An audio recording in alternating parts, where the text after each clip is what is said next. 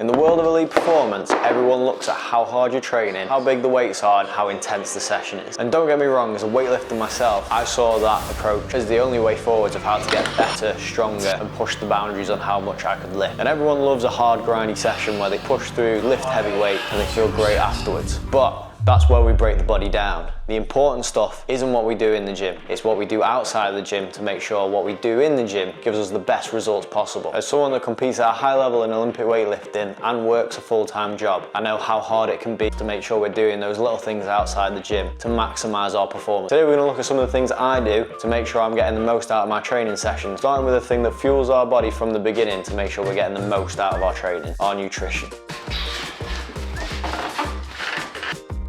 This is where most athletes get things mixed up. They're trying to be 100% perfect with everything, and that just makes life difficult for yourself. Whether it's counting calories, macros, we can make life simpler. Nutrition, as much as everyone likes to think it needs to be perfect, it really doesn't. I try and follow the 80-20% rule, where our goal is to try and get 80% of our food as good, healthy, nutritious food, and then 20%, that's where we can have some fun. That's where you can have your treats, your snacks, and we can be a bit more relaxed with things. This helps us stop cravings and things like that, because we know we can still have some stuff that maybe isn't the healthiest, but it's the stuff that we enjoy. Calorie counting is a great tool that we can use, but it's not something that you should be relying on all the time. What I say to my clients is do some calorie counting for a week, and that'll give you an idea of what the good stuff is, what the stuff that eats up those calories a little bit quicker is, and then you can make some informed decisions. But it doesn't have to be perfect all the time. Once you've figured out your calories a little bit, it can make life easier, because then we can narrow down our focus. For me, my goal is to try and make sure I get my minimum requirements, my protein, and then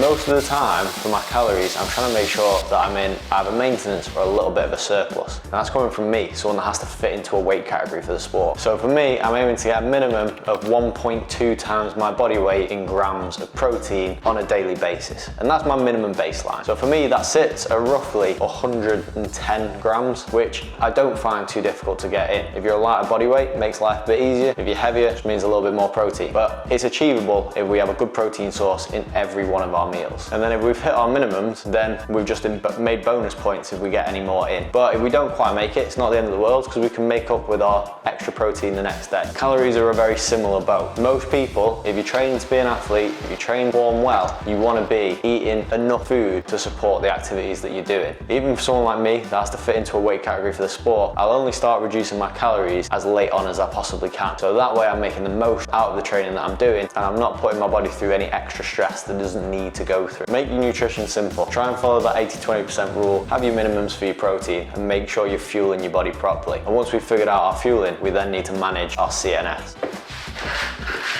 Now we've looked at managing our nutrition, we can have a look at our battery within our body. This is our central nervous system. Your central nervous system plays a key role in making sure your body is firing and working correctly during your training sessions. And I'm sure we've all had one of those sessions where you get into the gym, your body isn't aching, but where no matter what, the bar feels really heavy. You just feel like you can't give it quite as much on the day, and it's just not moving right. That is a big indicator that your central nervous system is absolutely fried. So in those sessions, it's important that you make sure you lower the weight, lower the intensity, and give your body a chance to recover. And that might be dropping the sessions on the next couple of days as well, so your body can feel like normal again and you can keep pushing hard. If you don't let your central nervous system recover, then you increase your injury risk significantly. So we need to make sure that we're staying on top of it and managing it as best as we can. Some of the factors outside the gym that affect your central nervous system, or the things that we're doing, can be things like our outside hobbies. For me, a big one is playing golf. It's something that feels like it shouldn't take a lot of energy out of me compared to lifting a 200 kilo squat, but if I don't time it right throughout my week, then it can ruin the rest of my training. I'm not saying don't do the hobbies that you enjoy, it's just about trying to plan ahead and make sure that we're trying to do these extra hobbies on the days where it's not going to affect our training. A great thing that we can do outside of the gym to manage our central nervous system is just take yourself on a walk. This is a great way to get the body to relax, flush out your muscles, and try and calm the central nervous system down as much as possible. It's a simple little thing that can quite easily be ignored, but if you can get out the house, take yourself out on a walk, go out into the countryside every now and then, it doesn't have to be every day, it'll help calm down your nervous system and help you reset for those next sessions going on throughout the week. Another thing that we can try and do to manage our central nervous system is making sure we're doing our stretching and rolling, but that sometimes can also be difficult, so let's look at that next.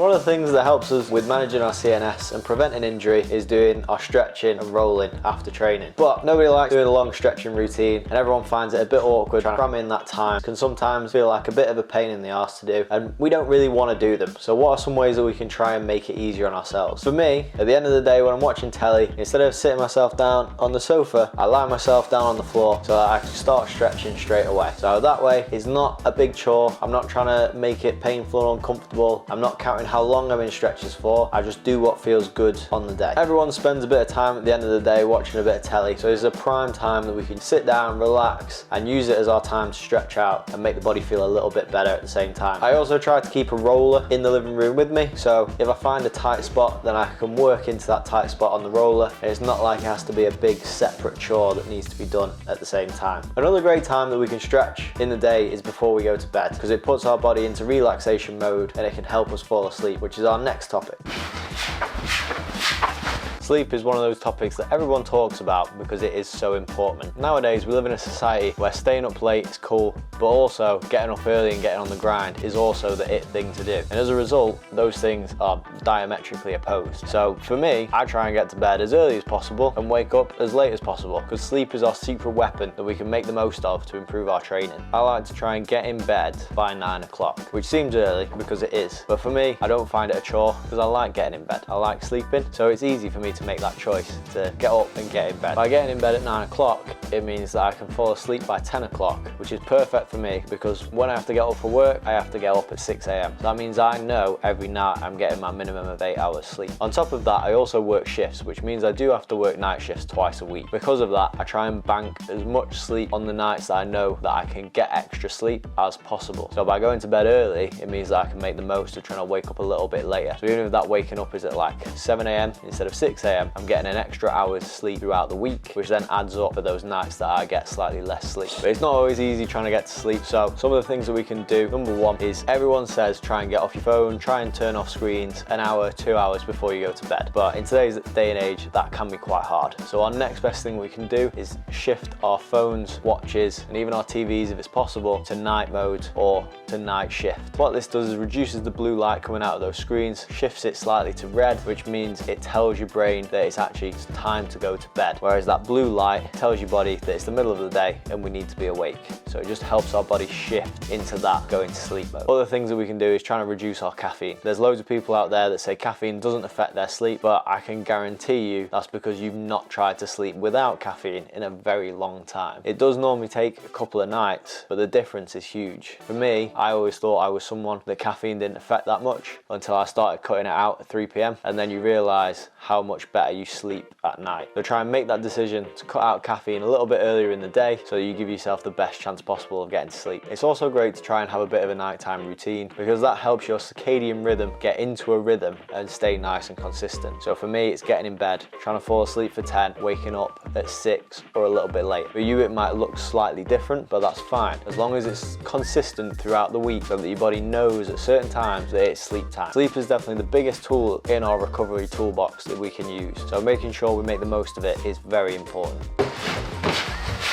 Trying to balance being an elite athlete, a full-time worker, and everything else that you have going on in your life can sometimes be really tricky. So it's not about being perfect. We're just trying to take the little wins where we can so we can keep improving as we go forwards. Hopefully today's video, you've learned something that will help you going forwards and help you be a better athlete in the future. If you like the video, hit like, subscribe, and I'll see you in the next one.